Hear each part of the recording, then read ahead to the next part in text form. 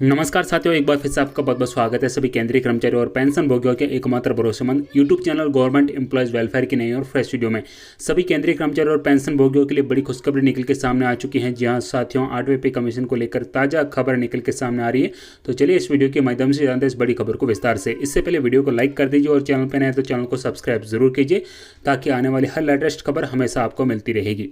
जी हाँ साथियों, जैसा कि आप अपनी स्क्रीन पे देख सकते हैं, दैनिक समाचार पत्र में ये न्यूज़ प्रकाशित की गई है। 8वें वेतन आयोग के गठन की तैयारी दबाव में, नए साल से पहले घोषणा कर सकती है मोदी सरकार।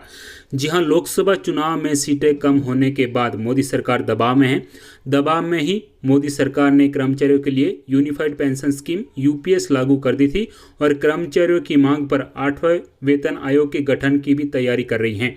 संभवतया नया साल शुरू होने से पहले सरकार नए वेतन आयोग के लेकर कोई बड़ी घोषणा कर सकती हैं। हर एक 10 वर्ष में नया वेतन आयोग गठन किया जाता है। 7वां वेतन आयोग 1 जनवरी 2016 से लागू किया गया था। तब मोदी सरकार की तरफ से कहा गया था कि अब नए वेतन आयोग के गठन की जरूरत नहीं पड़ेगी। जब भी डीए यानी महंगाई भत्ता 50% बढ़ गया तो कर्मचारी के वेतनमान में मर्ज हो जाएगा। इसका अर्थ ये हुआ कि कर्मचारी का वेतनमान बढ़ जाएगा, फिर जो अगला डीए मिलेगा वह बढ़े हुए वेतनमान पर लगेगा। सरकारी सूत्रों का कहना है कि हरियाणा, जम्मू एंड कश्मीर के चुनाव और इसके बाद महाराष्ट्र, झारखंड के चुनाव होने हैं। इसके बाद दिल्ली और कुछ राज्यों के चुनाव भी होने वाले हैं। लोकसभा चुनाव में सीटें कम होने से प्रधानमंत्री को सबक मिला है कि विपक्षी दल फ्री की रेवड़ी बांट सीटें जीत रहे हैं तो वह क्यों बुराई लें। इसी उद्देश्य पर अब 8वें वेतन आयोग पर चर्चा शुरू हो गई है। केंद्र सरकार की कर्मचारी 8वें वेतन आयोग की मांग कर रहे हैं। वे पुरानी पेंशन की मांग भी कर रहे हैं, दबाव बना रहे हैं। और लोकसभा चुनाव में कर्मचारियों ने घोषणा की थी कि ओपीएस नहीं तो वोट नहीं।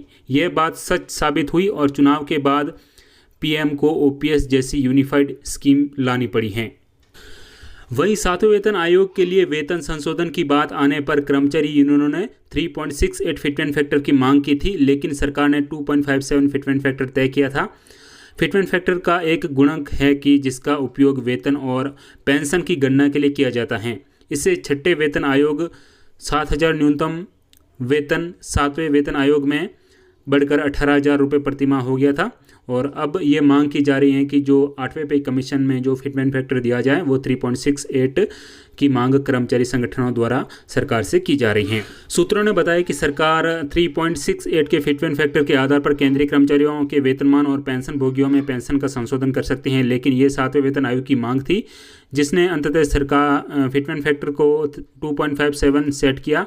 और यह भी चर्चा है कि 8वें वेतन आयोग के तहत 1.92 के फिटमेंट फैक्टर को ध्यान में रखते हुए पे मैट्रिक्स तैयार किया जाने की संभावना है। यदि फिटमेंट फैक्टर 1.92 फैक्टर के साथ होगा तो 18,000 रुपये का वेतनमान 34,560 रुपये तक संशोधित किया जाएगा।